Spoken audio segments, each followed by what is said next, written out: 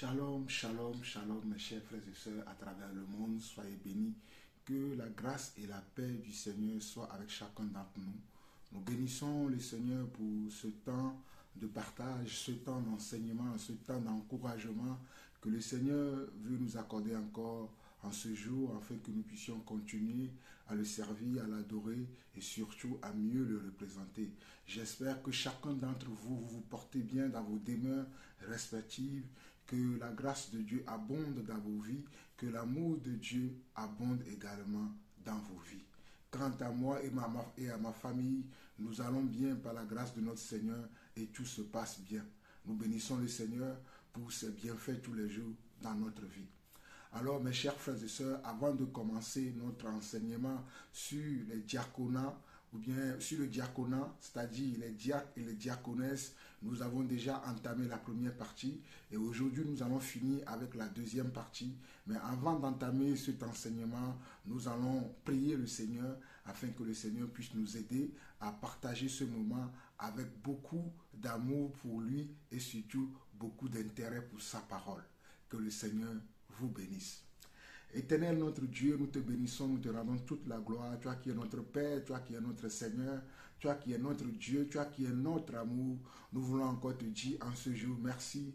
Merci parce que tu nous as préservés déjà toute la nuit. Nous avons passé une excellente nuit. Nous avons bien dormi, Seigneur Dieu. Et ce matin, tu nous as réveillés encore. Nous sommes sur nos deux pieds. Nous pouvons mouvoir les mains. Nous pouvons faire des gestes. Nous pouvons parler. Nous pouvons entendre. Nous pouvons sentir, Seigneur Dieu, Papa. Ceci est une grâce qui vient de toi. Ceci est un don de Dieu, Papa. Nous te bénissons tous les jours pour tout ce que tu fais dans nos vies, dans nos foyers, dans nos familles. Nous te bénissons pour ta protection. Nous te bénissons, Seigneur Dieu, pour la sécurité que tu es pour nous. Nous te bénissons pour le manger et le boire. Nous t'adorons, nous t'exaltons, Seigneur Dieu. Oh, Papa, pour ce Dieu merveilleux, ce Dieu rempli d'amour, ce Dieu rempli de projets pour nous, des projets de paix et non de malheur pour nous. Nous t'en sommes très reconnaissants, Papa. Nous voulons encore te dire en ce jour, devant tout le monde, devant les êtres vivants et les êtres spirituels, Papa, que toi tu es notre Dieu, tu es notre Père, tu es notre Seigneur, tu es notre Roi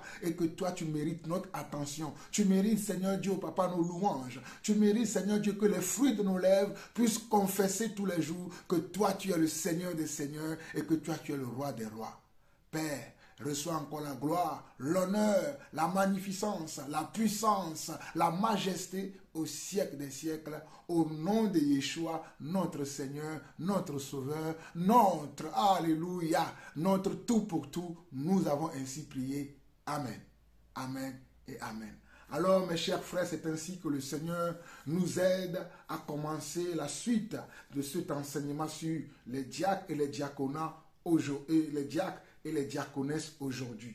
Alors, la dernière fois, nous avons vu, selon le thème diacre, qui veut dire en latin diaconus, ou bien en grec ancien diakovos ou diakonos, qui en français est traduit par serviteur de Dieu. Donc nous avons vu que ce mot pouvait signifier domestique, subordonné, messager. Et nous avons vu également que ce mot pouvait littéralement être défini par quelqu'un qui est aux ordres d'un autre, quelqu'un qui est aux ordres d'un maître, quelqu'un qui est un serviteur, quelqu'un qui est un intendant, quelqu'un qui est un ministre et quelqu'un qui est un serviteur d'un roi. Donc, nous avons vu, selon la signification biblique que j'ai fait lors de mes recherches, j'ai vu que le diacre aussi est quelqu'un qui est chargé de veiller, ou bien de veiller et de partager les biens aux pauvres qui sont dans leur communauté. Donc le diacre, c'est celui qui est chargé par l'Église, par les anciens dans les églises, de veiller sur la vie des pauvres, des indigents qui sont au milieu de la communauté et de pouvoir leur distribuer les biens et les matériels qui ont été collectés d'avance. Nous avons vu également que c'est un garçon ou c'est un homme qui sert des plats et des boissons au roi. Et donc, c'est cette signification-là que nous avons vue dans la première partie et que je vous disais donc que nous devons comprendre que les diacres et les diaconesses Parce que cette fonction ou bien cet appel ou ce don ou ce talent peuvent être exercés par les hommes et par les femmes dans l'Église. Cette fonction, cette charge, ce ministère peut être exercé non seulement par les hommes, mais également les femmes peuvent l'exercer. Parce que ce n'est pas un ministère de la parole, ou ce n'est pas un ministère où tu conduis, tu diriges l'Église. Parce que nous avons vu déjà que les anciens, ce sont des gens qui dirigent, qui conduisent l'Église, qui donnent la direction à l'Église, qui enseignent le peuple, qui corrigent, qui éduquent le peuple. Alors que les diacres et les diaconesses sont là pour aider les anciens. Donc, ce ministère-là, les femmes aussi peuvent l'exercer. Parce que nous nous basons sur les Écritures, nous nous basons sur la parole de Dieu afin d'enseigner ce que nos prédécesseurs, les premiers témoins de Christ, ceux qui ont marché avec Christ, ceux qui ont servi Christ, nous nous basons sur leur témoignage pour pouvoir accomplir nous aussi l'appel que Dieu a mis sur notre vie. Nous ne faisons pas les choses par sentiment, par esprit de parti et surtout de vaine partie. Nous ne faisons pas les choses parce que nous avons envie de montrer aux autres que nous sommes meilleurs, mais tout ce que nous voulons faire la volonté de Dieu. Tout ce que nous autres nous voulons faire la volonté de Dieu. Voilà pourquoi nous prenons le temps d'étudier la parole de Dieu. Nous prenons le temps de faire des recherches. Nous prenons le temps de comprendre quelle est la pensée de Dieu, quelle est la pensée originelle de Dieu. Qu'est-ce que Dieu voudrait que nous comprenions par une telle situation, une telle chose, avant de pouvoir faire quoi que ce soit. Alors je vous invite, vous aussi mes frères et sœurs à travers le monde, surtout mes frères serviteurs de Dieu, à ne pas faire des choses parce que tout le monde le fait, mais faisons les choses parce que nous avons été convaincus par le Seigneur, parce que nous avons été convaincus par le Saint-Esprit, parce que le Saint-Esprit nous a enseigné. Et mes chers frères et sœurs à travers le monde, ce que je suis en train de vous partager dans cet enseignement sur les anciens et les diacres, c'est le Saint-Esprit qui m'a enseigné. Ce n'est pas un homme qui m'a révélé cela, mais c'est le Saint-Esprit qui me l'a révélé. Voilà pourquoi je vous le révèle vous aussi, à votre tour, afin que vous puissiez comprendre la pensée de Dieu. Alors, comme je vous l'ai dit dans la première partie, nous devons comprendre également que le rôle d'un diacre, c'est de servir.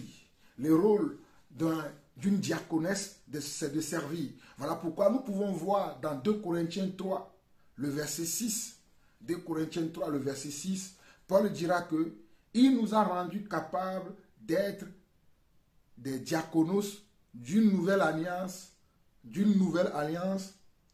non de la lettre, mais de l'esprit, car la lettre tue, mais l'esprit vivifie. Regardez ce que Paul dit dans 2 Corinthiens 4, le verset 6. Il dit, il nous a rendus capables d'être des diaconos, c'est-à-dire d'être des ministres d'une nouvelle alliance, non de la lettre, mais de l'esprit, car la lettre tue, mais l'esprit vivifie. Vous voyez, nous devons être des serviteurs d'une nouvelle alliance. Nous devons être des serviteurs d'une nouvelle alliance. Et quelle est cette nouvelle alliance? C'est l'alliance que le Seigneur Yeshua Mashiach, le Seigneur Jésus-Christ, a fait avec le peuple, a fait avec nous, les goïms, nous, les païens, nous, les rachetés de Dieu. Et dans cette alliance, nous ne travaillons pas simplement, nous n'œuvrons pas que avec la lettre, car la lettre tue, mais nous œuvrons avec l'Esprit de Dieu. Et dans 2 Corinthiens 11, le verset 15, Paul dira encore également, il n'est donc pas étrange que les ministres, c'est-à-dire les diaconos aussi, se déguisent en diaconos de justice. Leur fin sera selon leurs œuvres. Dans 2 Corinthiens 11, 15, l'apôtre Paul nous prévient qu'il n'est donc pas étrange que les diaconos aussi se déguisent en diaconos de justice. Leur fin sera leurs œuvres.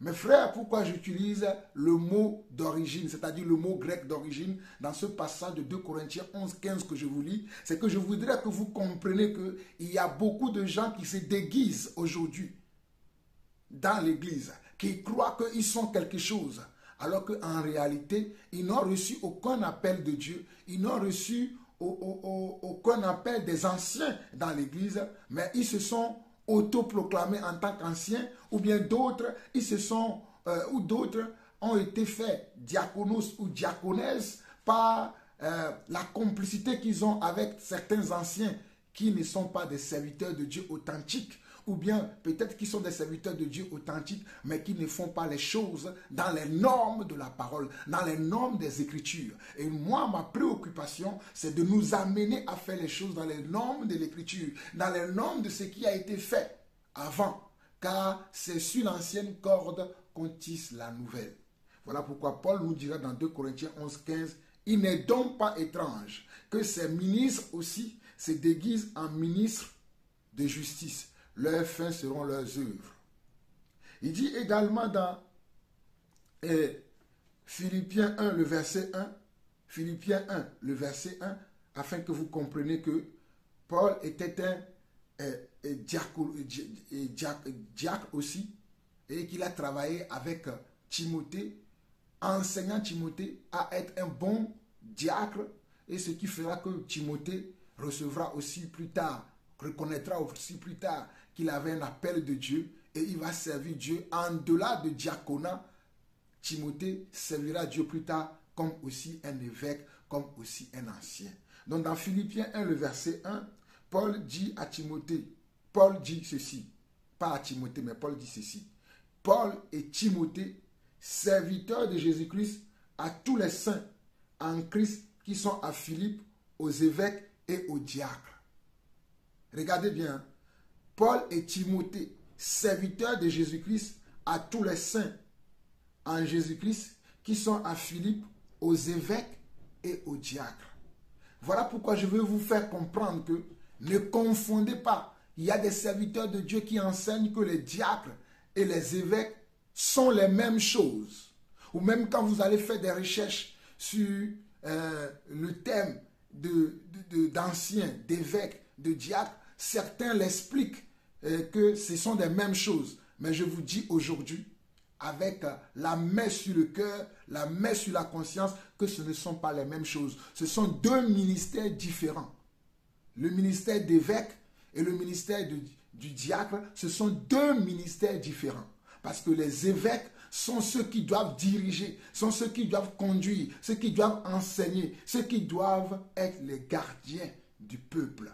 Alors que le ministère du diaconat, c'est ceux qui sont au service du peuple et au service des évêques. Ils vont recevoir des instructions de la part des évêques pour pouvoir les apporter au peuple, et le peuple va avoir aussi un message à donner aux anciens et ils vont l'écouter pour les apporter aux anciens. Et également, ils vont être ceux qui vont distribuer les biens matériels, les biens financiers, ou tout ce qui a besoin à assister, à aider les gens. Ce sont les diacres qui vont le faire dans l'église. Donc ce sont deux entités différentes. Nous ne pouvons pas confondre les diacres aux évêques. Voilà pourquoi l'apôtre Paul précise ici dans le passage de Philippiens 1, le verset 1, il dit Paul et Timothée. Paul et Timothée, serviteurs de Yeshua HaMashiach, c'est-à-dire serviteurs de Jésus-Christ, à tous les saints en Jésus-Christ qui sont à Philippe. Regardez bien ce que Paul dit. À tous les saints en Jésus-Christ qui sont à Philippe. Donc, que ce soit les évêques, les diacres ou les diaconesses, et nous, les croyants, nous sommes d'abord les saints. Nous sommes d'abord ceux que Dieu a sanctifiés, ceux que Dieu a pardonnés, ceux que Dieu a justifiés, ceux que Dieu a rendus purs. Nous sommes d'abord ce peuple-là. Mais maintenant, au sein de ce peuple-là, il y a des anciens, il y a des évêques. Et également, il y a des diacres et des diaconesses qui sont là pour conduire tout le peuple, pour diriger, pour amener que le peuple soit dans l'épanouissement. Voilà pourquoi Paul dira, Paul et Timothée, serviteurs de Yeshua HaMashiach, à tous les saints en Yeshua HaMashiach, qui sont à Philippe, aux évêques et aux diacres. Vous voyez? C'est-à-dire la lettre qu'il envoie, il ne l'envoie pas. Il ne l'envoie pas à tout le monde. Mais il l'envoie aux évêques et aux diacres.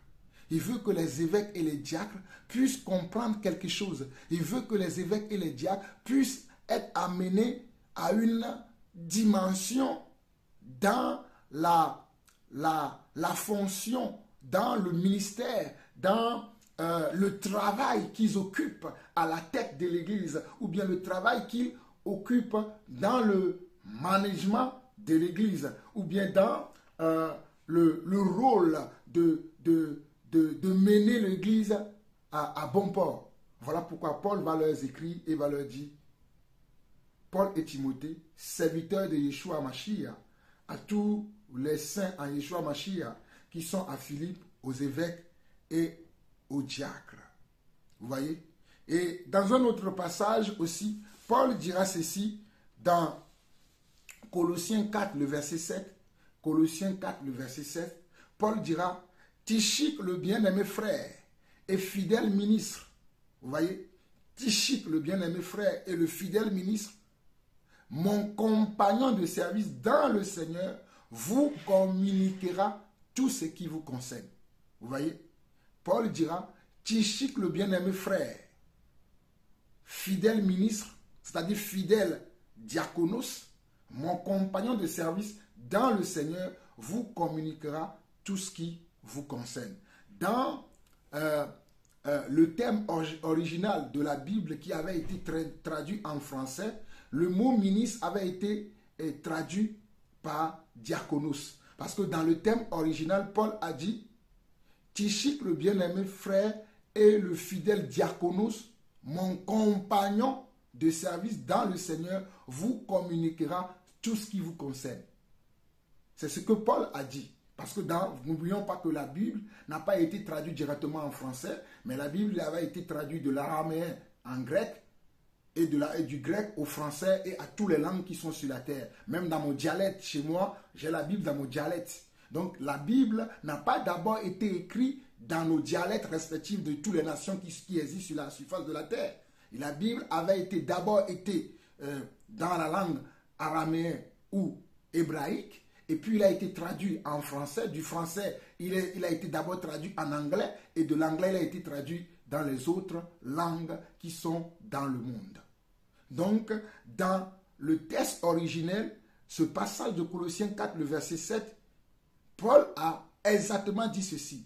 Tychik, le bien-aimé frère et le fidèle diaconos, mon compagnon de service dans le Seigneur, vous communiquera tout ce qui vous concerne. Donc vous voyez, il vous communiquera. Ça veut dire que Paul leur prévient qu'il leur envoie. Comment? Qu'il leur envoie un diacre. Et ce diacre, c'est Tychik, qui est un frère. Parce que les diacres aussi, ou les diaconesses aussi, sont des frères et des sœurs pour nous dans l'église. Ils sont des frères. Mais en dehors d'être des frères et sœurs, ils ont aussi un talent. Ils ont reçu aussi un don de Dieu. Ils ont aussi reçu une capacité particulière que nous autres, nous n'avons pas. Voilà pourquoi ils sont au service du peuple. Ils sont au service des anciens. Et voilà pourquoi Paul dira ici, Tychik, le bien-aimé frère, et le fidèle diaconos, mon compagnon de service dans le Seigneur, vous communiquera tout ce qui me concerne. Il vous communiquera tout ce qui me concerne, moi, l'apôtre Paul. Vous voyez? Il vous communiquera tout ce qui vous concerne. Il vous le communiquera parce que c'est moi qui l'envoie pour qu'il vous communique l'état dans lequel je suis et les instructions que je lui ai données. Donc, être diacre ou diaconesse, c'est que tu es au service du peuple. Tu es au service des saints. Et tu joues un médiateur, tu joues un messager entre les anciens, c'est-à-dire les évêques, et le peuple. Tu joues un médiateur, tu joues un rapporteur, tu joues un serviteur des diacres, des évêques et du peuple. Un passage encore dans 1 Thessaloniciens 3, le verset 2. Dans 1 Thessaloniciens 3, le verset 2, Paul dit encore, nous envoyâmes Timothée, notre frère, diaconos de Dieu dans l'évangile de Christ, pour vous affermir et vous exhorter au sujet de votre foi. Vous voyez, Timothée avait été déjà envoyé dans il y a plusieurs passages, mes chers frères et sœurs, à travers le monde. Je ne veux pas que cet enseignement, surtout cette deuxième partie, puisse durer encore des heures et des heures, parce que j'ai beaucoup de versets que je pourrais vous expliquer. Mais je sais que vous êtes des personnes qui ont une bonne conscience, une conscience pure, et la pensée que Dieu m'a donnée, ou bien l'état d'esprit que Dieu m'a donné pour pouvoir enseigner cet enseignement-là, vous me comprenez déjà. Voilà pourquoi je n'ai pas besoin de vous montrer tous les passages qui parlent ou bien qui expliquent mieux ce sujet, mais je crois que vous me comprenez déjà. Voilà pourquoi je prends quelques versets pour vous expliquer encore en profondeur, afin que vous saisissez la profondeur de la sagesse infiniment variée de notre Seigneur Yeshua HaMashiach. Alléluia. Merci Seigneur pour ta sagesse infiniment variée. Alors dans ce passage de 1 Thessaloniciens 3, le verset 2, nous envoyâmes Timothée, notre frère. Nous envoyâmes. Timothée, nous envoyâmes. Ça veut dire que Timothée a été envoyé. Il a été envoyé par qui? Il a été envoyé par l'apôtre Paul. Donc Timothée était un subordonné de l'apôtre Paul. Il était sur les ordres de l'apôtre Paul. Voilà pourquoi je vous ai dit déjà que littéralement, ce mot veut dire quelqu'un qui est au service d'un autre. Donc Timothée était au service de Paul. D'ailleurs, Paul appellera Timothée son enfant. Parce qu'il a toujours il a toujours enseigné, il a toujours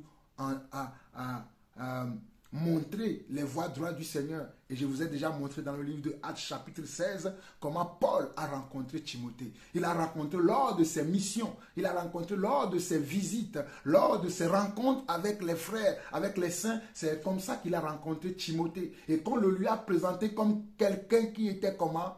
Quelqu'un qui était fidèle, quelqu'un qui était pur, quelqu'un qui était saint. Et Paul l'a pris avec lui afin de l'introduire, alléluia, dans le ministère. Et c'est Paul qui a enseigné Timothée. Nous reviendrons sur l'appel de Timothée vers la fin. Mais continuons pour que vous puissiez comprendre. Donc Paul dit ici, Tychique, le bien-aimé frère, et le fidèle ministre, mon compagnon de service.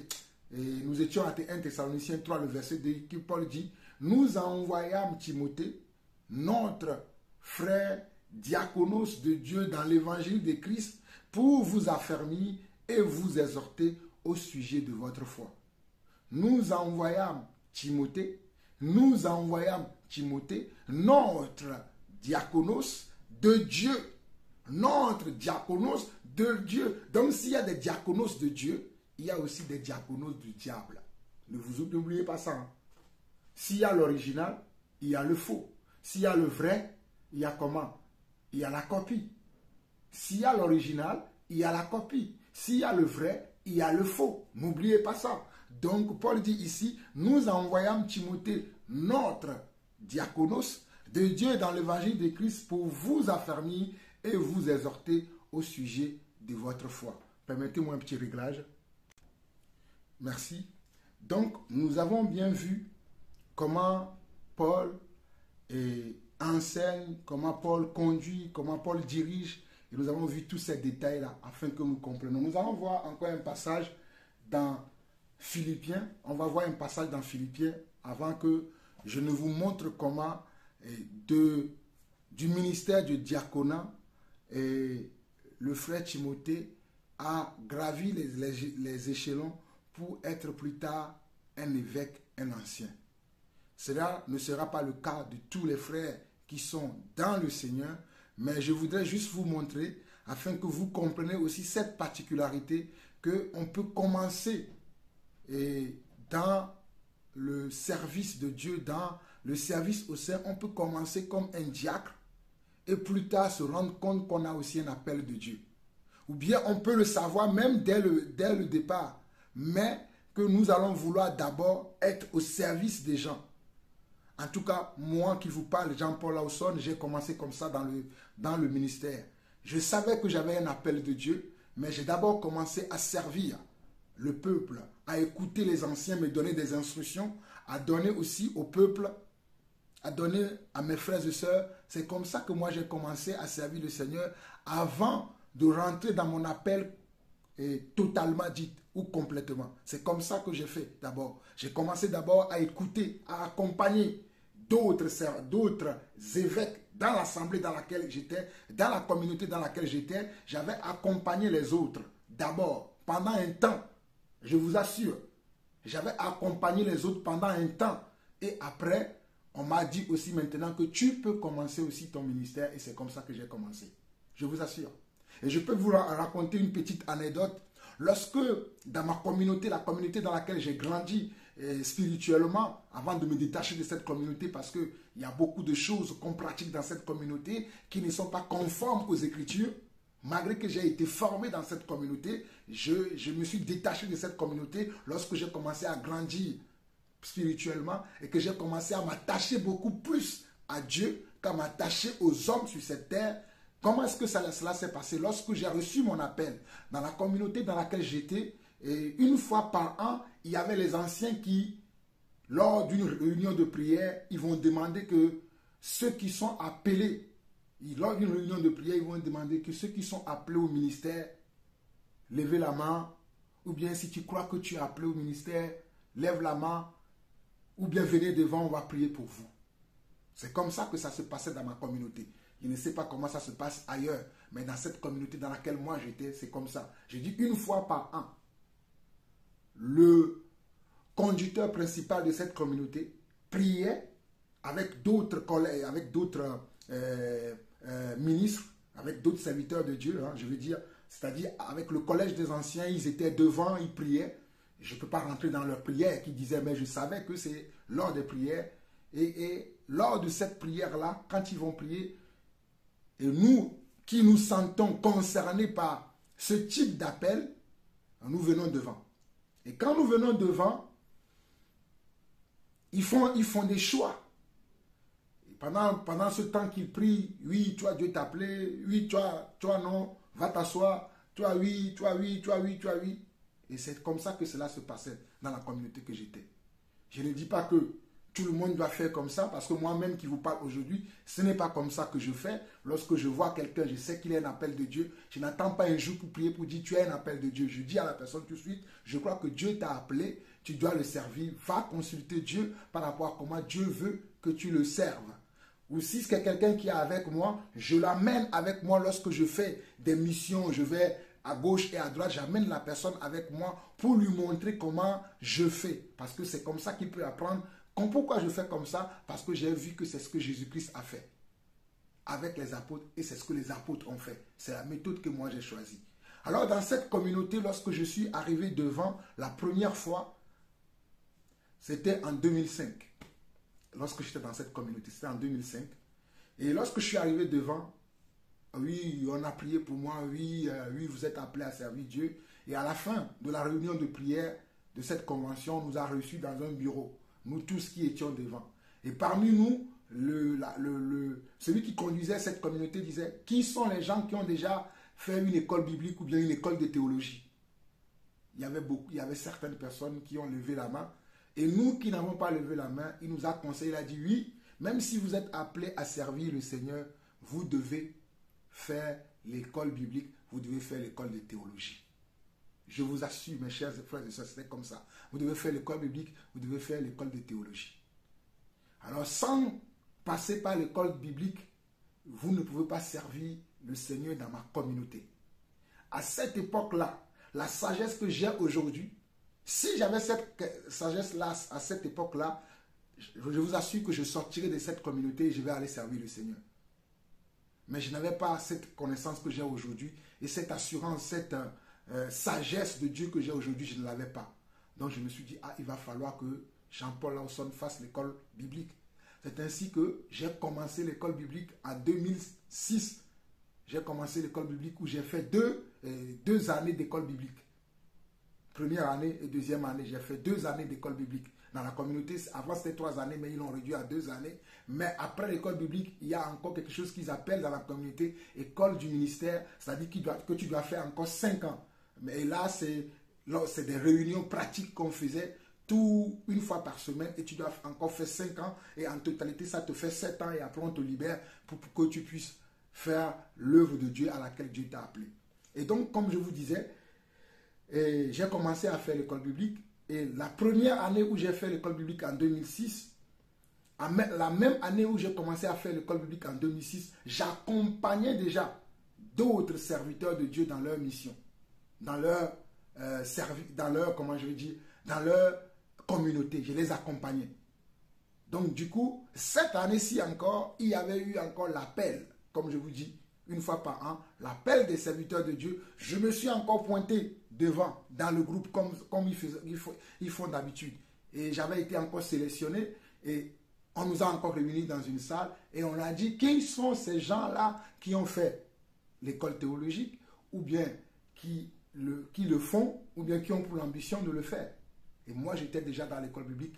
Et bon, déjà, les anciens me connaissent. Donc, j'ai encore levé la main. C'est à ce moment-là que officiellement, dans la communauté, j'étais devenu, on va dire, un ancien. Eux, dans la communauté dans laquelle j'étais, ils appelaient, à cette époque-là, on va t'appeler missionnaire. On t'appelle missionnaire de Dieu. Et tu vas commencer à aller dans une ville. Tu commences tout à zéro. Hein. Dans la communauté, tu commences tout à zéro. Tu vas dans une ville, on te dit de choisir une ville de la France, parce que la communauté est en France. Tu vas dans la ville et tu commences tout à zéro. C'est toi qui vas évangéliser les gens dans la ville et commencer à réunir les gens on nous louait une salle d'hôtel, et c'est dans la salle d'hôtel que tu commences l'œuvre. Et quand l'œuvre commence à grandir, tu peux quitter la salle d'hôtel pour maintenant prendre une grande salle. Et j'ai fait ça. J'ai fait ça, moi, Jean-Paul Lawson, que vous voyez. Ceux qui me connaissent dans cette communauté-là peuvent vous le témoigner. J'ai fait ça jusqu'en 2009, quand j'ai quitté cette communauté-là. Parce que, comme je vous le disais tantôt, qu'il y avait beaucoup de choses qui se pratiquaient dans cette communauté qui n'étaient pas conformes aux Écritures. Et le Seigneur m'a convaincu que je dois sortir de là pour le servir dans la simplicité, comme je le fais aujourd'hui, d'expliquer les choses comme elles sont et d'être moi-même un modèle de ce que je dis. De ne pas reproduire les choses que les gens font qui n'ont rien à voir avec la parole de Dieu. Mais il y a une chose qui m'a intéressé dans cette communauté, c'est-à-dire, je vois qu'ils ont compris le système que les nouveaux convertis, ou bien ceux qui sont appelés, qui sont nouvellement appelés, ou bien qui se reconnaissent dans l'appel de Dieu, comme nous l'avons vu dans 1 Timothée chapitre 3, où l'apôtre Paul nous disait que on ne doit pas laisser les jeunes ou bien les nouveaux convertis à rentrer dans le ministère comme ça. On doit d'abord comment? On doit d'abord les éprouver. S'ils sont dignes de servir Dieu, alors à ce moment-là, on les laissera servir Dieu. Donc, je crois que c'est sur cette base-là que dans cette communauté, on n'envoyait pas les gens comme ça. D'abord, on veut qu'ils rentrent dans un cadre. Et le cas, c'est d'abord que tu sois d'abord enseigné, que tu puisses faire une école de théologie, une école biblique. Et même quand tu finis l'école biblique, tu dois d'abord accompagner les autres. Ou bien en même temps, quand tu fais l'école biblique, tu accompagnes d'autres dans leur ministère afin d'apprendre le service de Dieu. Je trouve que c'est bien. Donc, comme je vous dis, moi aujourd'hui, j'enseigne en même temps et j'amène les gens avec moi qui voient ce que je fais lorsque je suis en communauté, je suis avec les frères et sœurs pour voir quelle est la pratique que je fais, quelle est la méthode que je fais. Mais dans cette communauté, eux, ils procédaient ainsi. Voilà la petite histoire que je voulais vous raconter afin que vous connaissiez un peu qui est le frère, l'apôtre Jean-Paul Lawson. Soyez bénis. Alors, nous venons dans Philémon, avant de connaître le ministère de Timothée, nous venons dans Philémon chapitre 1. Philémon chapitre 1 dit ceci. Paul, prisonnier de Jésus-Christ, et le frère Timothée à Philémon, notre bien-aimé et notre compagnon d'œuvre. Regardez bien. Paul, prisonnier de Jésus-Christ, et le frère Timothée à Philémon. Vous voyez, Paul et le frère Timothée ont écrit à Philémon. Mais qu'est-ce qu'ils lui ont écrit? Regardez bien. Et à Philémon, notre bien-aimé et notre compagnon d'œuvre, ça c'est la première personne dans cette lettre à qui Paul et Timothée écrit. La deuxième personne, à la sœur Aphia, à la sœur Afia, à Archip, notre compagnon de combat, et à l'église qui est dans ta maison. J'aime la précision des Écritures. Ici, dans ce passage de Philémon, nous voyons que l'apôtre Paul, qui était celui qui coordonnait la vie de Timothée, qui était celui qui dirigeait, celui qui menait Timothée à rentrer dans l'appel de Dieu avec une bonne formation, avec une bonne tenue de l'église de Dieu. Et même il a amené Timothée aussi à écrire avec lui, à donner des ordres, parce que Timothée aussi était un ancien. Je vais vous le montrer à la fin. Après ce passage-là, on va voir comment Timothée était un ancien aussi. Donc vous voyez bien dans ce passage que Paul, prisonnier de Jésus-Christ, et le frère Timothée, à Philémon, notre bien-aimé, et notre compagnon d'œuvre. Donc Philémon n'était pas comment un évêque, il était un compagnon d'œuvre. Donc il était comment un diacre, il était un diaconos. Et il va dire encore à la sœur Afia. Donc la sœur Afia aussi était une diaconesse. À Archip, notre compagnon de combat. Donc Archip aussi était comment? Était un diacre. Et à l'église qui est dans ta maison. Vous voyez, ils avaient une église dans leur maison. Ils avaient une communauté de frères qui venaient prier chez eux. Voilà pourquoi vous ne devez pas vous attacher au bâtiment simplement. Parce que dans l'église primitive, la manière de fonctionner des apôtres était de réunir les gens par de petites communautés. Par de petites communautés afin que les gens se connaissent réellement. Afin que les gens puissent être au plus près du peuple. Regardez dans les églises que nous avons aujourd'hui de nos jours, que nous appelons les méga-churches, où on a 10 000 membres, on a 20 000 membres, on a 30 000 membres. Comment est-ce que les gens peuvent se connaître dans de telles communautés? Déjà, la plupart de ces gens ne se connaissent pas. Voilà pourquoi dans la plupart de ces églises-là, il n'y a même pas la sagesse de Dieu, il n'y a même pas l'Esprit de Dieu, parce qu'on veut faire comme le monde. Mais dans l'église primitive, ou bien lorsque l'église avait démarré, avait commencé, les gens étaient au plus près du peuple. Ils s'aimaient se retrouver entre eux. Ils aimaient se retrouver dans petits groupes afin que le message de l'évangile, afin que l'esprit de l'évangile soit au cœur du peuple, soit au cœur des hommes. Alléluia. Voilà ce que moi, Jean-Paul Lawson, je veux reproduire.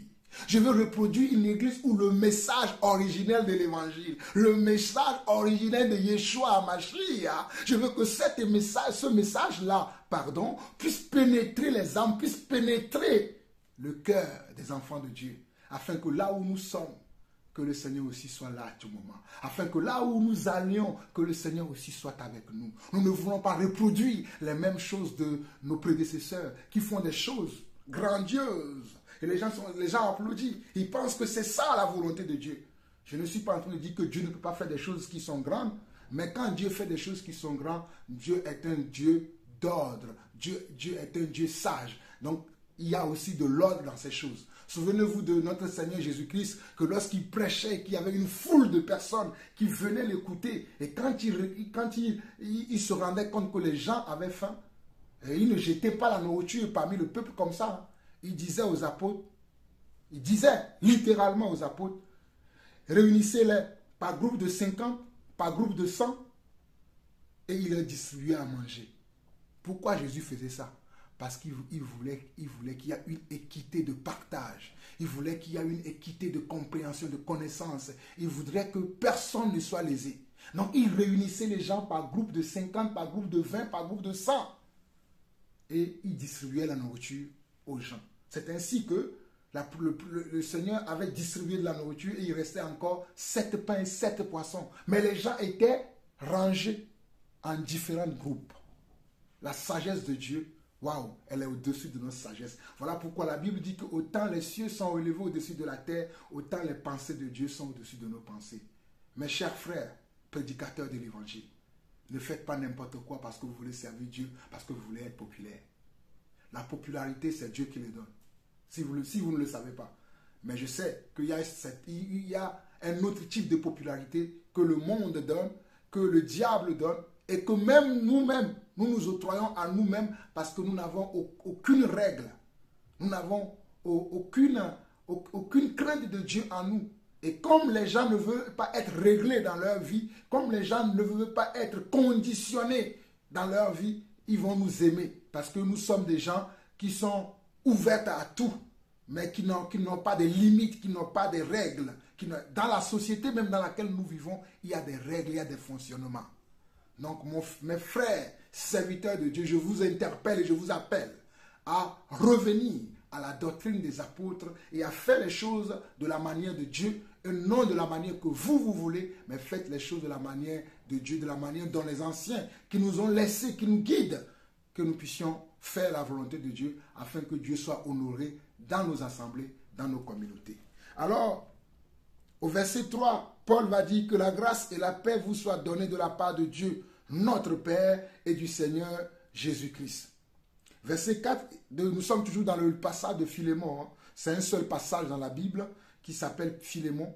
Et il dit, verset 4, il dit, « Je rends continuellement grâce à mon Dieu, faisant mention de toi dans mes prières. » Donc là, il s'adresse directement à Philémon. Il dit, « Je rends grâce à Dieu, faisant mention de toi dans mes prières. » Waouh, voilà quelque chose que j'ai souvent mentionné quand je prie, je vous dis, je vous bénis tous mes frères, Seigneur bénis mes frères qui sont aux États-Unis, bénis mes soeurs qui sont en Europe, en Afrique. Des fois il m'arrive, lorsque je suis seul, de mentionner vos noms aussi. Je l'ai appris au travers de l'apôtre Paul. Mentionner les gens de nos frères, mentionner le nom des peuples dans la communion que nous avons avec Dieu, afin que Dieu se souvienne de vous. Voilà, je l'ai appris de mon prédécesseur Paul. Il dit, je rends continuellement grâce à mon Dieu, faisant mention de toi dans mes prières, parce que je suis informé de la foi que tu as au Seigneur Jésus et de ton amour pour tous les saints. Parce que je suis informé de la foi que tu as au Seigneur Jésus. Paul avait été informé de la foi que le frère Philémon avait pour le Seigneur. Paul avait été informé. Paul n'était pas là lui-même à cet endroit-là précisément, mais il avait été informé. Ça veut dire que quelqu'un, un compagnon d'œuvre de Paul lui a dit, nous sommes arrivés là-bas, mais nous avons trouvé un autre frère, alléluia, qui est bien disposé, qui a un cœur pur, une bonne conscience, et qui a aussi l'amour des saints, comme nous l'avons aussi. Et il s'appelle Philémon.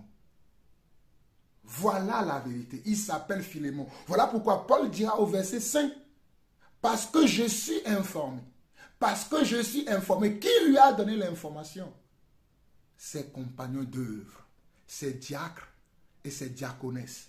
Ce sont ceux-là qui ont donné l'information à Paul que nous avons quelqu'un là-bas sur qui nous pouvons nous appuyer, sur qui nous pouvons compter parce qu'il fait les choses comme toi, Paul, tu nous l'as montré. Nous pouvons nous appuyer sur lui. Voilà pourquoi Paul dit, parce que je suis informé de la foi que tu as au Seigneur Jésus et de ton amour pour tous les saints. Nous devons aimer le peuple de Dieu, alléluia. Moi, j'aime le peuple de Dieu, j'aime l'église, alléluia. Voilà pourquoi je passe mon temps à vous enseigner, à vous éduquer selon le Seigneur. Alléluia. L'enseignement est une éducation. Je ne suis pas en train de raconter n'importe quoi. L'enseignement est une éducation. Et alors il dit, je lui demande que ta participation à la foi soit efficace pour la cause de Christ. Regardez ce que Paul dit. Il dit à Philémon que lorsque je prie, je fais mention de toi dans mes prières devant le trône de Yeshua, Mashiach, je lui demande que ta participation à la foi soit efficace pour la cause de Christ en faisant reconnaître à nous toute espèce de bien. Il voudrait que lorsque le frère Philémon exerce, que son exercice soit efficace.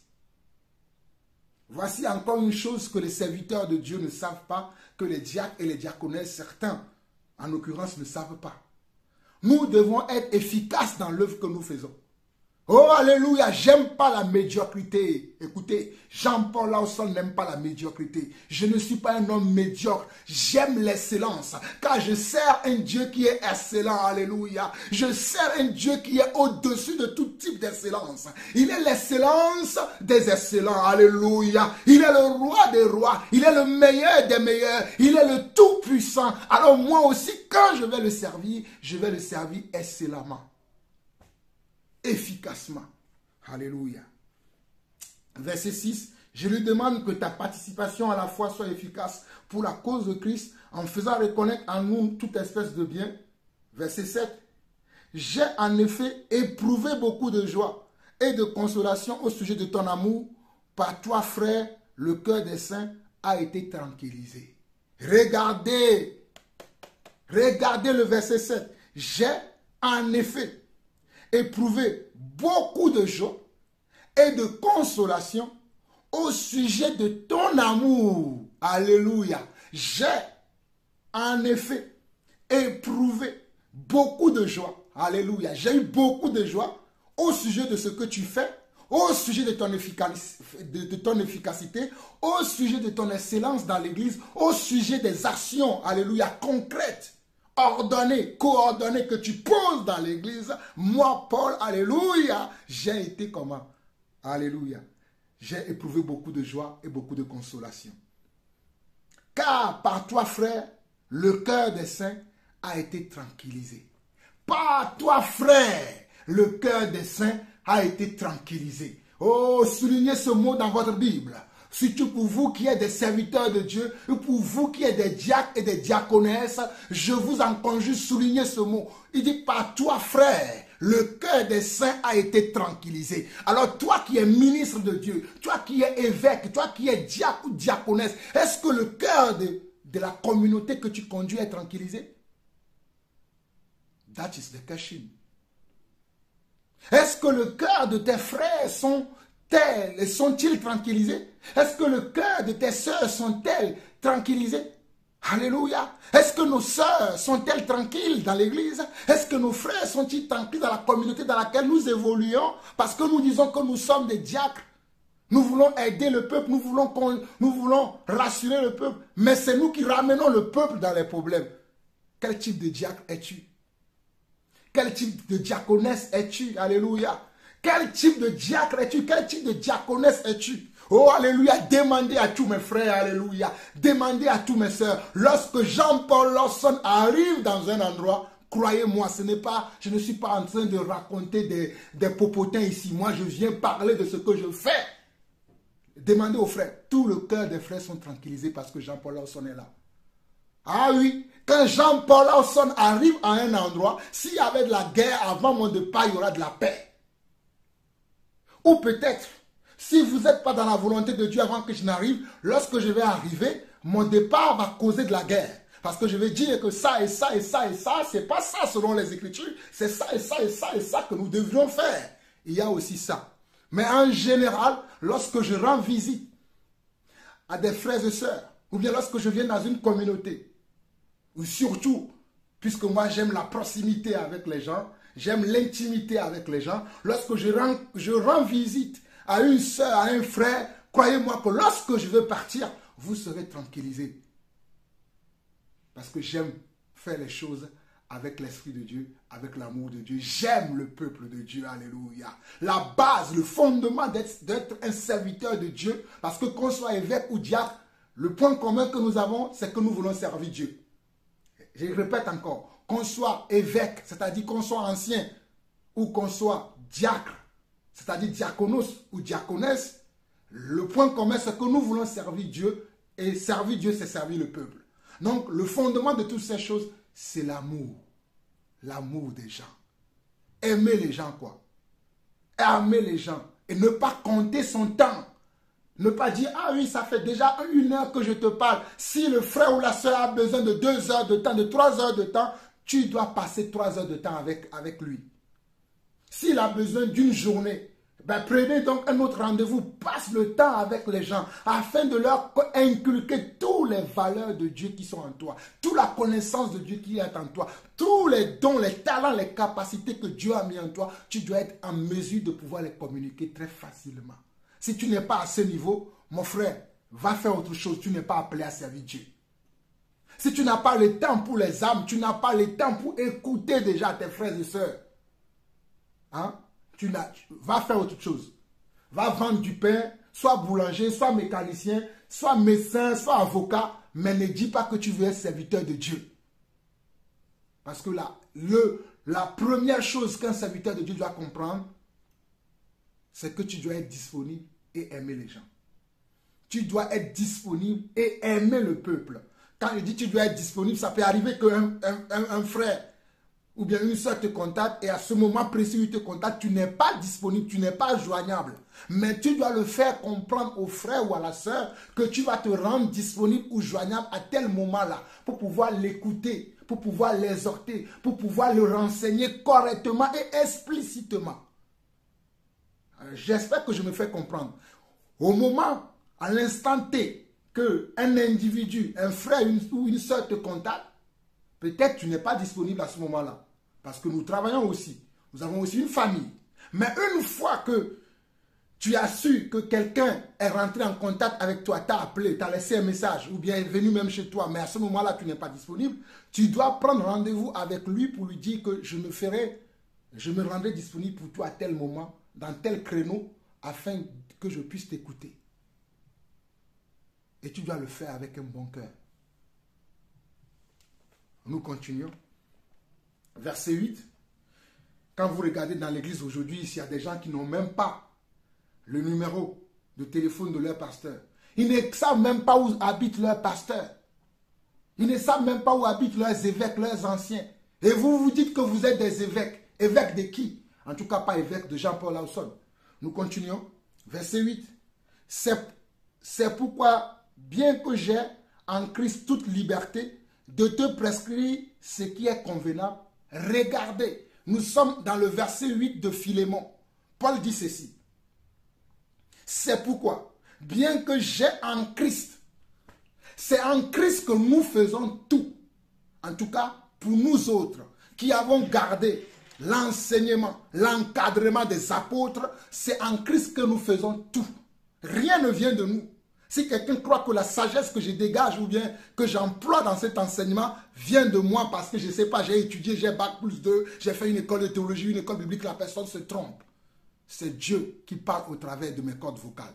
Et il dit ici, c'est pourquoi, bien que j'ai en Christ toute liberté de te prescrire ce qui est convenable, nous prescrivons ce qui est convenable, ce qui est juste, ce qui est équitable, ce qui est de la volonté de Dieu. Nous ne prescrivons pas n'importe quoi. Nous prescrivons ce qui est convenable. Alors mon frère, ma soeur, j'aimerais que tu saches que dans le monde, lorsque tu vas aller consulter un médecin parce que tu es malade, le médecin te prescrit, le médecin te prescrit ce qui est convenable.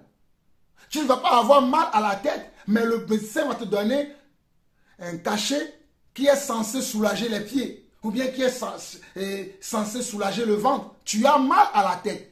Là où il y a ton mal, c'est la tête. Donc la prescription que le médecin va te donner, cette prescription, ce cachet-là, que le médecin va te dire d'aller chercher dans une pharmacie, doit t'amener à faire disparaître ton mal de tête. Mais aujourd'hui, ce n'est pas ce que moi je vois dans les assemblées, je suis désolé. Ce n'est pas ce que je vois dans les communautés, je suis désolé. Les communautés sont en désordre parce qu'il n'y a pas la bonne prescription. Il n'y a pas la prescription convenable. Verset 9, je reviens sur le verset 8 et je vais poursuivre. C'est pourquoi, bien-aimé, c'est pourquoi, bien que j'ai en Christ toute liberté de te prescrire ce qui est convenable, c'est de préférence au nom de l'amour que je t'adresse une prière. Regardez, hein, c'est de préférence au nom de l'amour que je t'adresse une prière. Étant ce que je suis, Paul, un vieillard, et depuis maintenant prisonnier de Jésus-Christ. Donc Paul était vieux lorsqu'il écrivait cette lettre. Il était devenu vieux et de surcroît, il est devenu un prisonnier. Alléluia. Paul est devenu prisonnier, mais il était un vieillard. Alléluia. Il a pris de l'âge. Le Seigneur lui a rendu comment? Le Seigneur lui a accordé beaucoup d'années à vivre. Il est devenu un vieillard. C'est lui-même qui le dit. Et de surcroît, il était un prisonnier. Prisonnier de quoi? Prisonnier de Jésus-Christ. Paul n'était pas prisonnier parce qu'il avait volé. Paul n'était pas prisonnier parce qu'il avait triché. Paul était prisonnier parce qu'il était comme un messager de Dieu. Alléluia. Je deviendrai un prisonnier parce que je suis un messager de Dieu. Je le sais parce que vous n'aimez pas ce que je dis. Un jour, peut-être je me rendrai aussi dans une prison. Non pas parce que j'ai tué, mais parce que je prêche l'évangile avec rigueur. Je le sais. Parce que je ne serai pas le seul. Mes prédécesseurs l'ont été. Ce serait une grâce pour moi de me retrouver dans une prison et je serai encore en train de prêcher dans la prison. Oui, croyez-moi, Jean-Paul Lawson prêche partout avec sa vie. Alléluia. Verset 9, il dit, c'est de préférence au nom de l'amour que je t'adresse une prière, étant ce que je suis Paul, un vieillard, et de plus maintenant prisonnier de Jésus-Christ. Je te prie pour mon enfant que j'ai engendré, étant dans les chaînes, Onésime. Vous voyez, Paul, malgré qu'il était en prison, malgré qu'il était privé de liberté, il exerçait encore son ministère et il engendrait encore des enfants spirituels. Quand il parle ici, il dit, je te prie pour mon enfant que j'ai engendré, c'est quelqu'un que Paul a réussi à convertir. C'est quelqu'un que Paul a ramené dans le royaume de Dieu, qui s'appelle Onésime. Il dit quoi? Je te prie pour mon enfant que j'ai engendré, étant dans les chaînes, Onésime. Il a fait quoi? Onésime. Regardez bien le verset 11.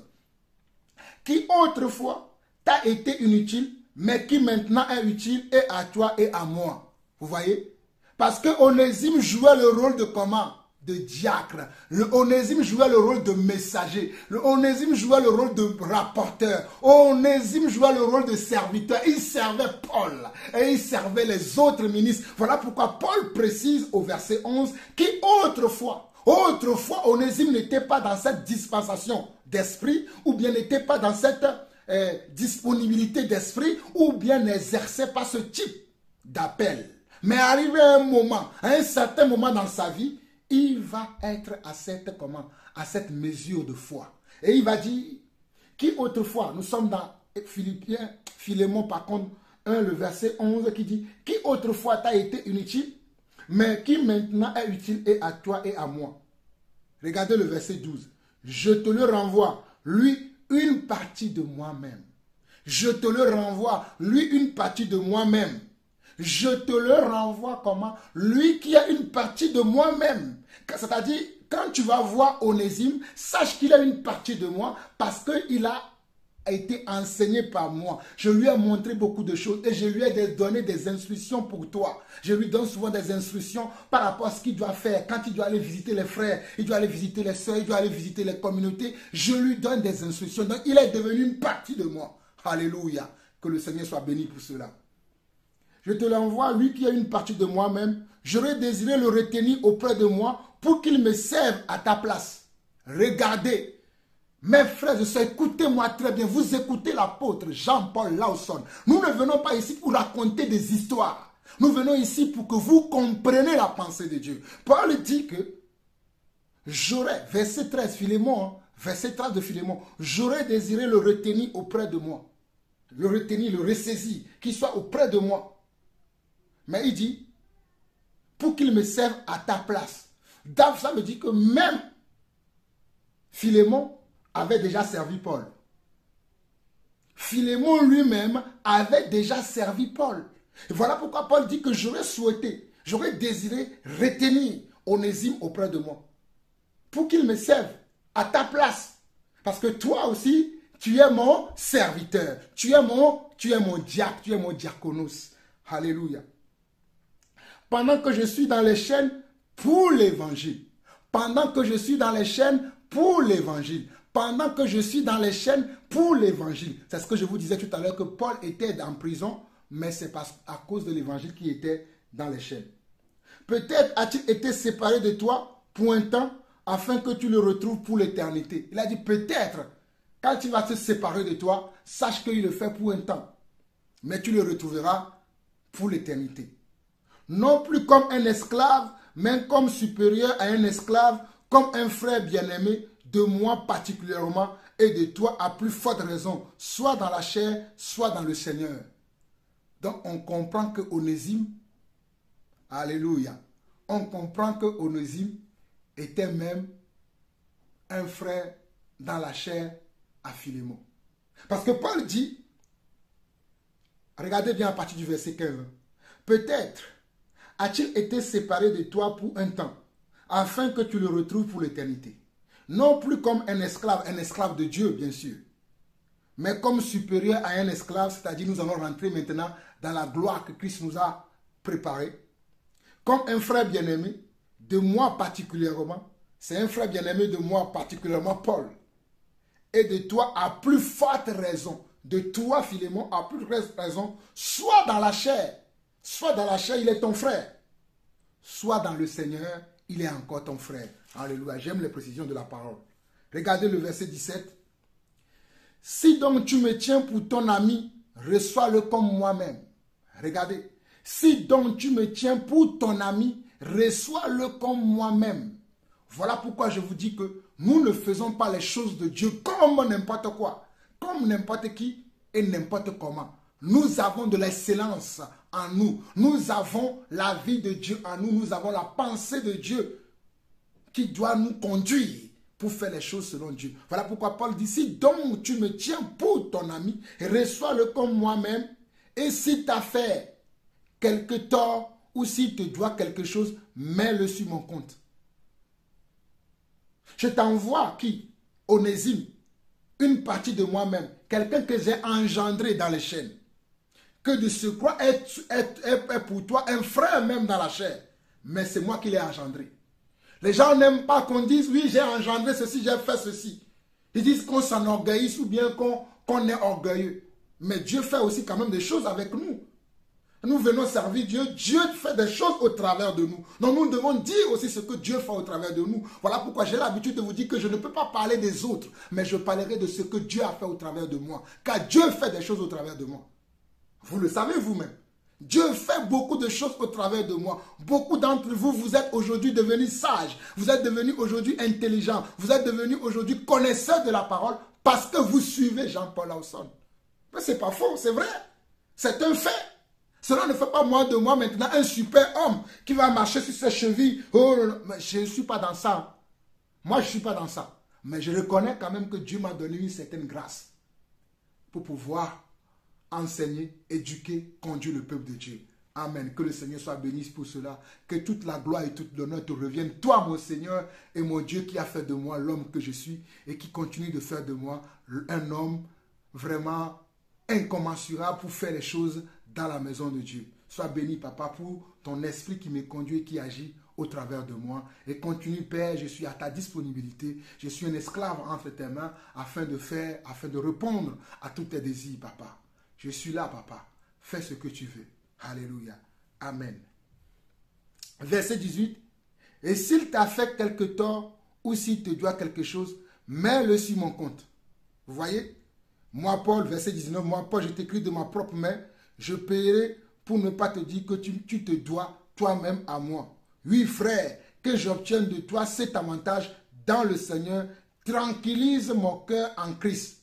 C'est en comptant sur ton obéissance que je t'écris, sachant que tu feras même au-delà de ce que je te dis.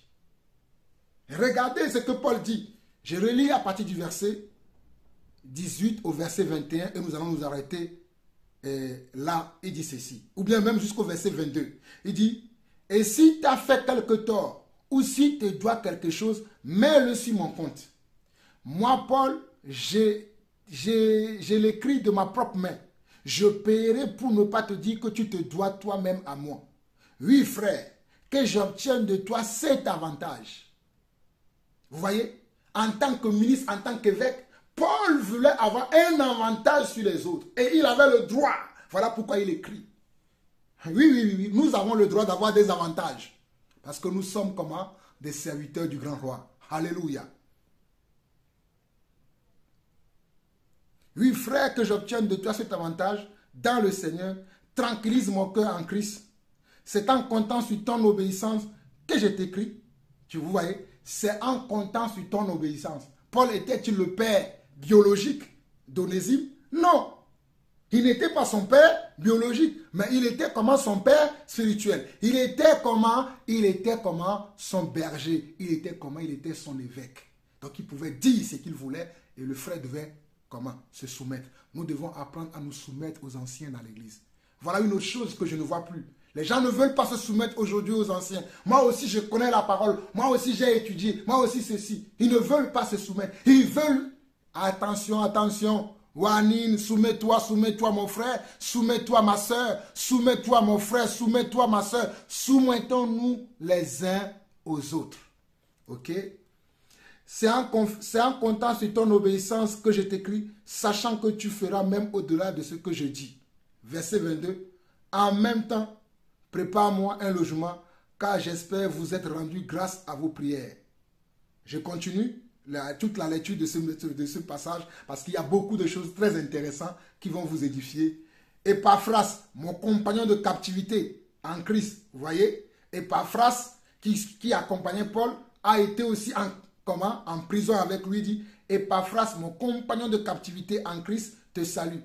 Ainsi que Marc, Aristatarque, Démas, Luc, mes compagnons d'œuvre, que la grâce de notre Seigneur Jésus-Christ soit avec votre esprit. Si vous ne le savez pas, le frère Luc était un diacre de Paul. Il avait accompagné Paul dans tout son ministère. C'est le frère Luc qui a écrit l'évangile de Luc. J'ai dit l'évangile de Luc. Oui, l'évangile de Luc et l'évangile des Actes des Apôtres. C'est le frère Luc qui l'a écrit. Le frère Luc, je dis bien le frère Luc qui est un médecin de profession. Luc est un médecin de profession. C'est lui qui a écrit l'évangile de Luc et c'est lui qui a écrit le livre des Actes des Apôtres. Voilà pourquoi ici encore, Paul parle des gens qui étaient tout le temps avec lui, les gens qui l'accompagnaient, les gens qui étaient des diacres et des diaconesses, pas les gens qui enseignaient le peuple, mais ils suivaient celui qui enseignait. Ils partageaient ils suivaient celui qui enseignait. Ce n'est pas eux-mêmes qui enseignaient, mais ils suivaient. Et parfois, ils étaient recommandés par ces personnes-là. Parfois, ils étaient envoyés par ces personnes-là. Parfois, ils étaient en mission pour ces personnes-là. Parce que ces personnes-là les ont envoyés. Comme nous voyons ici, comment Paul parle de Onésime qu'il envoie vers son frère Philémon. Je relis le passage du verset 18 au verset 25.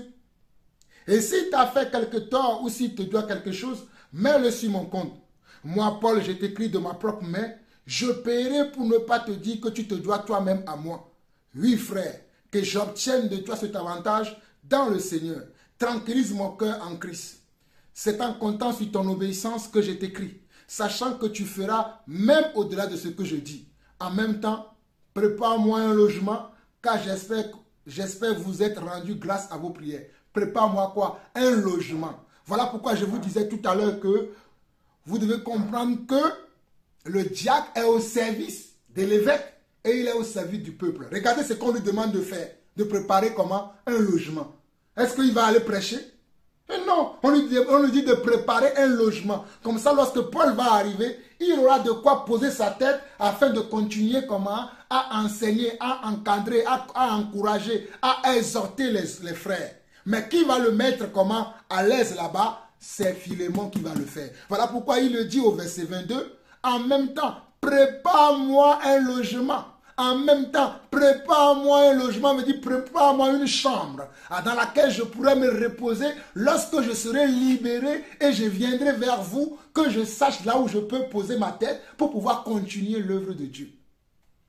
Aujourd'hui, tout le monde veut être derrière le pupitre. Je suis appelé. Même on voit même les sœurs qui ne doivent pas enseigner. Elles enseignent aussi. Et quand nous disons que la femme ne doit pas enseigner, qui est ce Jean-Paul Orson qui dit ça? Qui est-il? Oh, on n'a pas vu. Le Seigneur n'a-t-il pas dit aux femmes, lorsque le Seigneur est ressuscité, allez dire à mes frères? Si le Seigneur a dit aux femmes, lorsque le Seigneur est ressuscité, allez dire à mes frères que je suis ressuscité, elle leur a dit d'aller enseigner. Le Seigneur leur a dit d'aller enseigner l'évangile, d'aller conduire l'église. Ne faites pas d'un test un prétexte pour désobéir à Dieu. Je vous précise encore. Ne faites pas d'un test un prétexte, un test biblique sorti de son contexte pour aller faire un prétexte pour désobéir à Dieu. Vous allez rendre compte de ce que vous faites. Les hommes, les évêques qui vous encouragent dans ces choses-là aussi rendront compte de ces de ces faux enseignements qu'ils vous ont donnés. Voilà pourquoi nous venons ici pour corriger.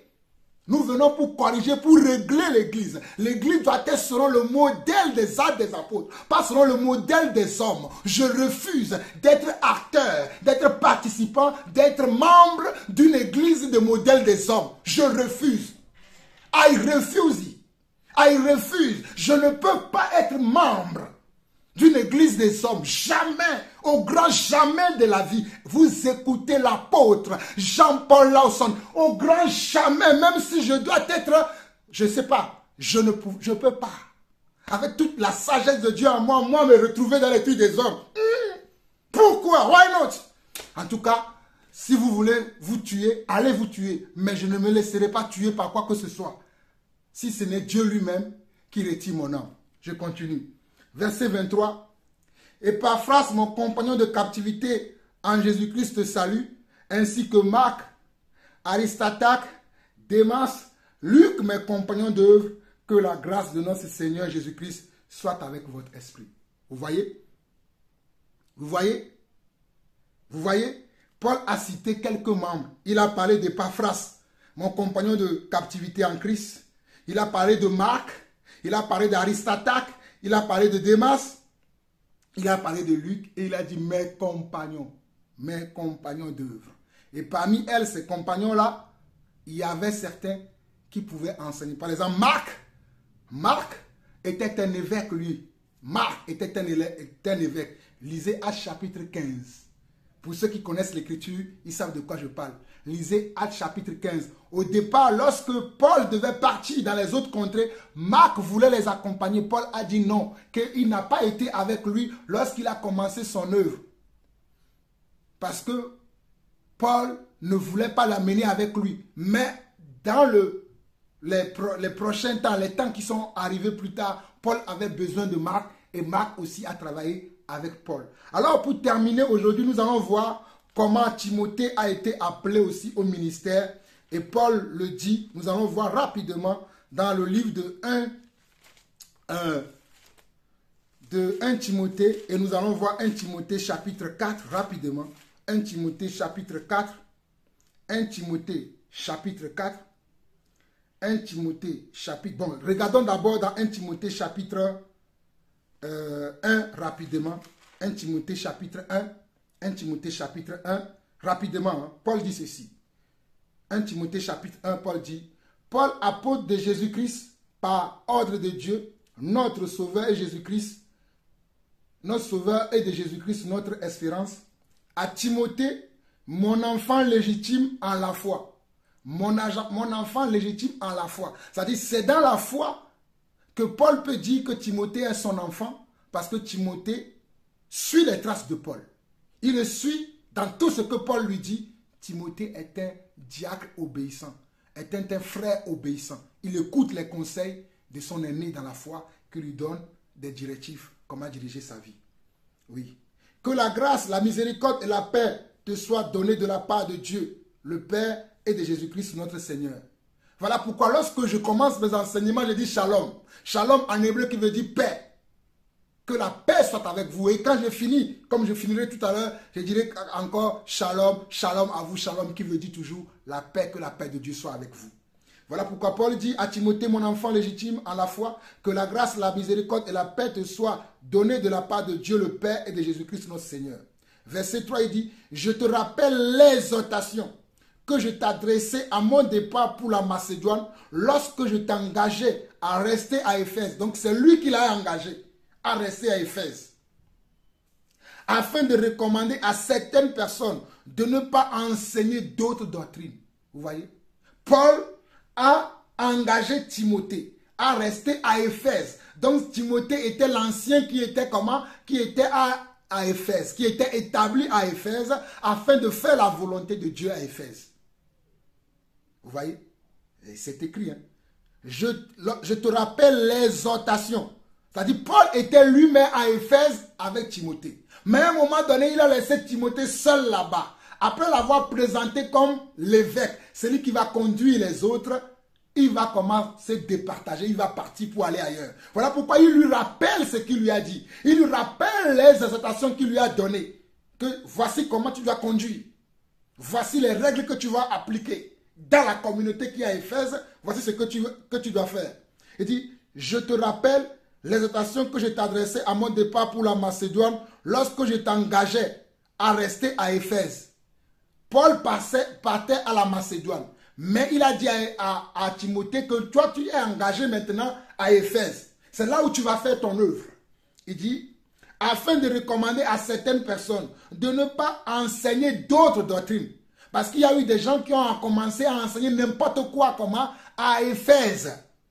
Il y a eu des gens qui ont commencé à enseigner n'importe quoi à Éphèse. Comme de nos jours aujourd'hui, nous voyons aussi des gens enseigner n'importe quoi. Et quand nous disons que ça, ce n'est pas la volonté de Dieu, on nous traite de, oui, les fantas, ceux qui savent tout, ceux qui sont assis déjà à la droite de Dieu, ceux qui connaissent tout. Oui, moi j'accepte. Je connais. Bah oui, je ne peux pas dire que je ne connais pas ce que je connais. Je connais. La bouche ne peut parler que dans le cœur, ce dont le cœur est rempli. Ma bouche ne parle donc de ce que mon cœur est rempli. C'est la vérité. Alléluia. Oh.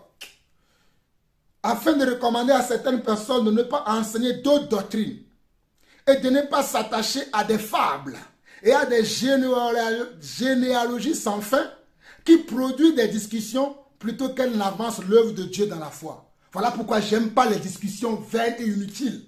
Ah oui, je ne suis pas dans ça. J'ai fait ça lorsque j'étais jeune. Là, la maturité que j'ai là, tu m'appelles, je vois que c'est une discussion vaine, je te rapproche au nez. Je dis au frère, mon frère, moi, je n'ai pas le temps pour des discussions vaines. Si c'est ce que tu veux faire, vas-y.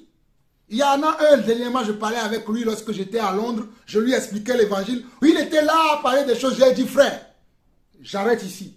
Moi, je ne peux pas continuer à faire. Il ne veut pas se soumettre. Je sais tout, je connais. Attendez, on va vous dire ce qui est la vérité. Afin de recommander à certaines personnes de ne pas enseigner d'autres doctrines et de ne pas s'attacher à des fables et à des généalogies sans fin qui produisent des discussions plutôt qu'elles n'avancent l'œuvre de Dieu dans la foi. Verset 5. Le but de cette recommandation, c'est un amour venant d'un cœur pur, d'une bonne conscience et d'une foi sincère. Le but de cette recommandation que moi, Paul, je t'ai donné, toi qui es un ancien à Éphèse, c'est d'abord que les gens doivent avoir un amour qui vient d'un cœur pur, d'une bonne conscience, et ils doivent avoir une foi sincère. Pas une foi hypocrite, pas une foi mélangée, pas une demi-foi, mais une foi sincère et stable. Alléluia. Quelques-uns s'étant détournés de ces choses, se sont égarés dans de vains discours. Regardez, quelques-uns s'étant détournés de ces choses. Je ne veux pas me détourner de la foi véritable. La foi véritable est la foi que j'aime, est la foi que moi j'applique dans ma vie. Je ne veux pas me détourner de cette foi-là. Quand bien même qu'il y a des situations dans le monde, dans l'église, qui veulent me détourner de la foi sincère. Mais je règle tout le temps ma girouette. Je règle tout le temps ma direction. Je ne veux pas me détourner de la foi sincère. Et je vous en conjure, mes frères et sœurs, qui m'écoutent aujourd'hui, ne vous détournez jamais, au grand jamais de la foi sincère. Soyez toujours focalisés sur le Seigneur. Soyez toujours attachés au Seigneur. Aimez toujours le Seigneur et aimez toujours la vérité. Verset 7. Ils veulent être docteurs de la loi. Et ils ne comprennent ni ce qu'ils disent, ni ce qu'ils affirment. Ils veulent être docteurs de la loi. Ils ne comprennent ni ce qu'ils disent, ni ce qu'ils affirment. Nous n'ignorons pas que la loi est bonne, pourvu qu'on en fasse un usage légitime. Vous voyez?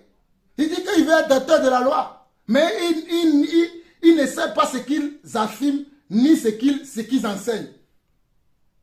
Il dit, verset 8, nous n'ignorons pas que la loi est bonne, pourvu qu'on en fasse un bon usage et un usage légitime. Nous savons bien que la loi n'est pas faite pour le juste, mais pour les méchants et les rebelles. Vous voyez? Nous savons que la loi n'est pas faite pour les juste. Le juste sait de lui-même qu'il doit vivre dignement, qu'il doit vivre honnêtement, qu'il doit vivre en craignant Dieu. Un juste n'a pas besoin qu'on lui dise ne fais pas ci, ne fais pas ça. Automatiquement, tu dois savoir que toi-même en étant juste, ta vie doit refléter la vie de Dieu. Aujourd'hui, on vous dit, mais vous ne voulez pas... Un juste, regardez, verset 9, nous savons bien que la loi n'est pas faite pour le juste, mais pour les méchants et les rebelles, les impies et les pécheurs, les irréligieux et les profanes, les parricides, les meurtriers, les débauchés, les homosexuels, les voleurs d'hommes, les menteurs, les parjures et tout ce qui est contraire à la sainte doctrine. Et tout ce qui est contraire à la sainte doctrine. Conformément à l'évangile de la gloire de Dieu, bienheureux évangile qui m'a été confié. Vous voyez? Conformément, alléluia, conformément à quoi? À l'évangile de Dieu, l'évangile bienheureux qui nous a été confié. Ce n'est pas notre évangile à nous, ce n'est pas nous qui avons inventé cela, mais c'est le Seigneur Yeshua Mashiach qui nous a confié, alléluia, cet évangile. Il nous a confié cet évangile. Yeshua Mashiach, il a trouvé des hommes justes, des hommes qui vont enseigner cela. Et je me rends grâce à Dieu que je me retrouve parmi ces hommes, alléluia. Alléluia, je me retrouve parmi ces hommes que le Seigneur a jugé digne, que le Seigneur a jugé digne de leur donner cette grâce particulière. Oh, quel amour, papa! Quel amour, papa, pour moi qui étais perdu, alléluia! Moi, Jean-Paul Lanson, qui était le plus malheureux, le plus misérable de ma famille, le moins aimé, le moins considéré de ma famille. Mais c'est à moi qu'on a donné cette charge, la charge d'être apôtre dans l'église de Yeshua Mashiach. Oh papa, quel amour, Seigneur, merci, merci. Ikarabondra baira basharia bahoria, imatoira basekara baharia, rusaira bayashari bahoria, ikateri brosandara bahobra, broisandere maikara baraya, ira broisandere mabrokoraria, ikariba yarandoro bahoria. Alléluia Seigneur, alléluia Seigneur, alléluia Seigneur, alléluia, alléluia, alléluia Rabbi. Merci Seigneur, merci pour cette grâce, merci pour cet appel, merci pour ce don merveilleux, merci pour ce talent, merci pour tout ce que tu fais papa. Merci Seigneur, merci Seigneur, merci Seigneur, merci Seigneur. Pardonnez-moi mes frères.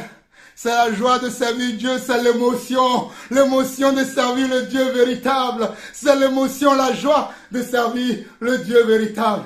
Oh, le Seigneur des Seigneurs, le Roi des Rois, l'Adonai, oh, l'El Shaddai, oh, alléluia, alléluia, alléluia, alléluia, alléluia, Seigneur. Merci, Seigneur, pour cette grâce. Voilà, mes frères. Je vais relire le verset 6 au verset 11 rapidement. Il dit: quelques-uns s'étant détournés de ces choses se sont égarés dans de vains discours. Ils veulent être docteurs de la loi et ils ne comprennent ni ce qu'ils disent ni ce qu'ils affirment. Nous n'ignorons pas que la loi est bonne pourvu qu'on en fasse un usage légitime. Verset 9. Nous savons bien que la loi n'est pas faite pour le juste. Nous savons bien que la loi n'est pas faite pour le juste. Toi qui es juste, la loi n'est pas faite pour toi. Parce que de nature, tu dois refléter la gloire de Dieu. De nature, tu dois refléter ce qui est juste, ce qui est droit, ce qui est bon, ce qui est parfait et agréable. Alléluia. Mais pour les méchants et les rebelles, les impies et les pécheurs, les irréligieux et les profanes, les parricides, les meurtriers, les débauchés, les homosexuels, les voleurs d'hommes, les menteurs, les parjures et tout ce qui est contraire à la saine doctrine. Et tout ce qui est contraire à la saine doctrine. Conformément à l'évangile de la gloire de Dieu, bienheureux évangile qui m'a été confié. Regardons rapidement dans 1 Timothée chapitre 4 pour confirmer que le frère Timothée avait été appelé à servir le Seigneur en tant qu'évêque aussi. Non seulement qu'il a été diacre, mais il a été évêque. Regardez dans le verset 4, Paul dit à partir du verset 8. Le verset 4, Paul dit à partir du verset 8 et il parle, il s'adresse encore à Timothée en disant: exerce-toi à la piété, car l'exercice corporel est utile à peu de choses, tandis que la piété est utile pour tout. Elle est la promesse de la vie présente et celle qui est à venir. C'est là une parole certaine et entièrement digne d'être reçue. Nous travaillons en effet et nous combattons parce que nous mettons notre espérance dans le Dieu vivant, qui est le sauveur de tous les hommes, surtout les croyants. Alléluia, il est le sauveur, alléluia, de tous les hommes, mais de surtout comment? Les croyants. Il veut que tous les hommes soient sauvés.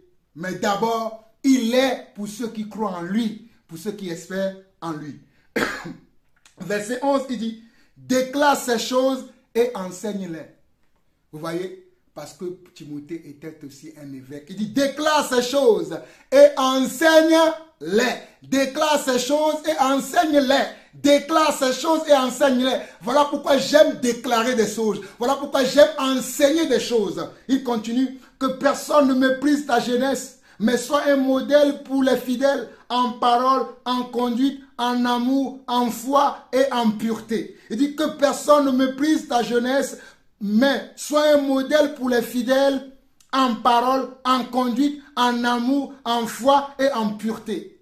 Donc nous devons être des modèles, des prototypes, comment des exemples à suivre, des exemples à imiter. Paul dit au verset 12 à Timothée, il dit que personne ne méprise ta jeunesse. Timothée était un jeune frère, comme je suis un jeune aujourd'hui. Je n'ai que 45 ans, même si quelqu'un pense que je suis vieux. Mais je suis un jeune. Et les gens veulent comment? Me mépriser. Je suis jeune, mais je suis bourré de talent. Alléluia. Je suis jeune, mais je suis bourré de compétences. Je suis jeune, mais la grâce de Dieu est sur ma vie. Alléluia. Et il dit que personne ne méprise ta jeunesse. Voilà pourquoi je ne permettrai pas que quelqu'un me méprise parce que je suis jeune, je suis noir de peau, je suis africain, je n'ai pas beaucoup étudié. Certes, j'ai tout ça, mais la grâce de Dieu est avec moi. Et Dieu ne me dit pas que je dois laisser les gens me mépriser. Tu me méprises, je ne te calculerai pas. Parce que moi, je veux faire la volonté de Dieu. Que personne ne méprise ta jeunesse, mais sois un modèle pour les fidèles en parole, en conduite, en amour, en foi, en pureté. Nous devons être des modèles. Regardez, jusqu'à ce que je vienne, applique-toi à la lecture, à l'exhortation, à l'enseignement. Jusqu'à ce que je vienne, j'étais engagé à Éphèse. C'est dans le même courrier, dans la même lettre que Paul a envoyé à Timothée, qui lui donne des instructions, une après une.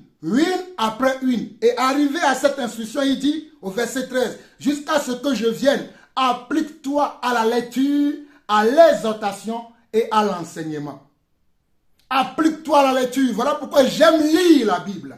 Voilà pourquoi j'aime l'exhortation. Voilà pourquoi j'aime enseigner. Voilà parce que c'est ce que Dieu veut que je fasse. Je dois être quelqu'un qui est appliqué à cela, en tout temps, en toutes circonstances. Même quand je suis en vacances, et bientôt je serai en vacances, j'ai acheté des nouveaux matériels afin que lorsque je serai en vacances, que je puisse faire encore des vidéos sur mon lieu de vacances. Vous le verrez. Parce que j'aime l'enseignement.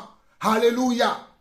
Verset 14, il dit, ne néglige pas le don qui est en toi et qui t'a été donné par prophétie avec l'imposition des mains de l'assemblée des anciens. Regardez bien, le verset 14, ne néglige pas le don qui est en toi. Quel don? Le don ministériel, le don de l'appel de Dieu, le don d'être évêque, d'être ancien, d'être conducteur de l'église.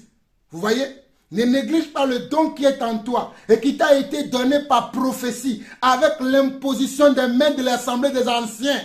Moi j'ai eu, alléluia, l'imposition des mains des anciens, même si après j'ai quitté les anciens parce que nous ne voyons plus les choses sur la même longueur d'onde, c'est-à-dire ceux qui m'ont d'abord imposé les mains, mais aujourd'hui je suis en collaboration avec d'autres anciens, nous travaillons ensemble, mais dès que j'avais commencé l'œuvre, il y avait des anciens qui ont posé la main sur moi et qui ont prié pour moi, ils m'ont dit va pour faire l'œuvre de Dieu. Verset 15, occupe-toi de ces choses, donne-toi tout entier à elles afin que tes progrès soient évidents pour tous. Veille sur toi-même et sur ton enseignement. Persévère dans ces choses, car en agissant ainsi, tu te sauveras toi-même et tu sauveras ceux qui t'écoutent. C'est là où je vais m'arrêter aujourd'hui. Regardez bien. Le verset 13 au verset 16. Jusqu'à ce que je vienne, applique-toi à la lecture, à l'exhortation, à l'enseignement. Jusqu'à ce que je vienne, applique-toi à la lecture, à l'exhortation, à l'enseignement. Ne néglige pas le don qui est en toi et qui t'a été donné par prophétie. Le don qui est en toi, ce n'est pas prophétie que tu l'as reçu, que cela t'a été révélé. Et qui t'a été donné par prophétie avec l'imposition des mains des anciens. Non seulement tu as reçu cette révélation par prophétie, Mais les anciens ont encore imposé leur main sur ta tête pour que tu puisses produire du fruit, pour que tu puisses être un modèle, un prototype de la parole de Dieu. Verset 15. Occupe-toi de ces choses. Occupe-toi de ces choses. Occupe-toi de ces choses. Ne va pas faire autre chose. Ne va pas aller dans autre chose. Toi, demeure dans la lecture, dans l'exhortation et dans l'enseignement. Demeure dans ces choses. Occupe-toi de ces choses. Ne va pas chercher ailleurs. Voilà pourquoi Jean-Paul Lawson se consacre à la parole. Occupe-toi de ces choses. Donne-toi tout entier à elle afin que tes progrès soient évidents pour tous. Afin que tes progrès, tu vas progresser en cela. Tu vas grandir dans cela. Tu vas être plus consistant, plus convaincant, plus encourageant dans cela. Tes progrès vont être plus évidents pour les gens. Ils ne vont plus nier que toi, il y a une grâce excellente de Dieu sur ta vie. Ils ne vont plus être capables de pouvoir te contrecarrer. Parce que Dieu va t'amener à une telle dimension que lorsque tu seras en train de parler, ils vont dire, mais quelle sagesse de Dieu, quelle intelligence de Dieu, alléluia. Voilà pourquoi on lui dit, occupe-toi de ces choses, donne-toi tout entier à elle, afin que tes progrès soient évidents pour tous. Veille sur toi-même et sur ton enseignement. Veille sur toi-même et sur ton enseignement. Veille sur toi-même et sur ton enseignement, mon frère. Toi qui es serviteur de Dieu, tu dois veiller sur toi-même d'abord avant de veiller sur le peuple. Tu dois veiller également sur ce que tu enseignes. Sur l'enseignement que tu as, tu dois veiller dessus. Tu dois protéger l'enseignement afin que des éléments intrus, des éléments qui n'ont rien à voir avec la parole de Dieu ne s'introduisent dans tes enseignements. Parce que tout ce que tu dois dire doit être ce que tu viens, doit être ou bien doivent être des choses qui viennent que simplement, uniquement du Seigneur. Ni de rajout, et ni de comment, ni de retranchement. Tu ne dois pas retrancher et tu ne dois pas rajouter.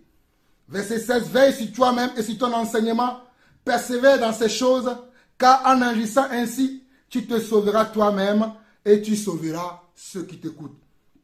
Veille sur toi-même et sur ton enseignement, persévère dans ces choses, car en agissant ainsi, tu te sauveras toi-même et tu sauveras ceux qui t'écoutent. C'est ainsi que nous finissons l'enseignement sur les évêques et les diacres aujourd'hui, dans ce passage de 1 Timothée, chapitre 4, où nous avons vu le verset 8 jusqu'au verset 16. Et croyez-moi, il y a beaucoup de choses à dire encore, mais c'est ainsi que le Seigneur m'a conduit, moi, Jean-Paul Lawson, l'apôtre du Seigneur Jésus dans l'église, à vous enseigner, à vous recadrer, à vous exhorter, à vous encourager à venir et à revenir à lui.